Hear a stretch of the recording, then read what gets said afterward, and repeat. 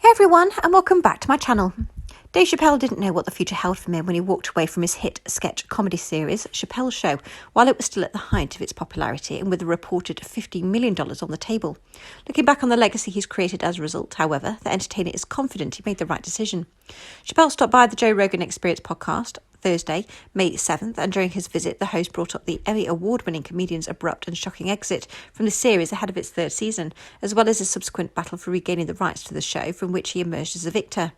I still can't wrap my mind around it, Chappelle mused when Rogan commended him on being the first guy to get over by the system, go public with it, and then get your money. But I do have to shout out Chris McCarthy over at CBS Viacom. When we were working this out, his approach was someone who was actually trying to resolve something. It was amazing, man. The Grammy Award winner previously thanked fans for helping gain the attention of the powers that be, which resulted in the return of his licensing, and in his interview with Rogan, once again, credits the court of public opinion. It wasn't a court of law. I don't believe I would have got anything in a court of law, he stated.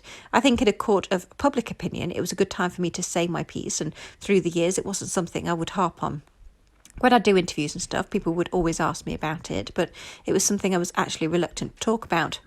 Throughout their chat, Chappelle reiterated that his motivations for fighting to retain total creative control of his hit series go beyond financial motivations, which was why walking away from the substantial amount offered was even an option.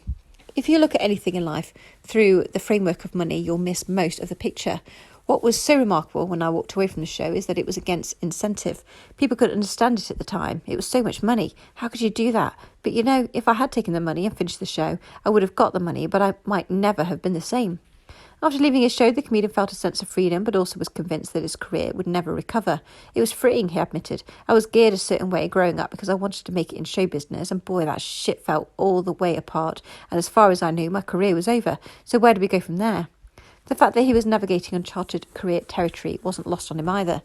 I'd never seen these things before, he said. I didn't see anyone else do this and get back up. And the drumbeat is, he's crazy, he smokes crack, he's this, he's that. It was a wild experience. The way people close to you react, like I had failed or I had ruined my life. When you're cold, that phone don't ring that often. And then I had over a decade of sitting in that choice. But I didn't languish just that experience, he continued. I started doing stand-up for much better reasons than making it. I still enjoyed it. For Chappelle, going back to his stand-up roots means that he could appreciate working to live instead of only living to work. Since doing so, he's found that he prefers the experience of being able to explore the locations where he performs for longer intervals of time, as opposed to hopping from city to city.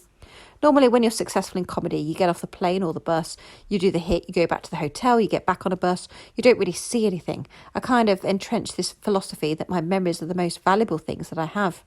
Although Chappelle's unorthodox career moves have worked out in his favour, he still shed a word to the wise for those considering trying to mimic his path. I would not recommend quitting your show the way I did, if you could avoid it. Thanks for listening. Please like, comment and subscribe.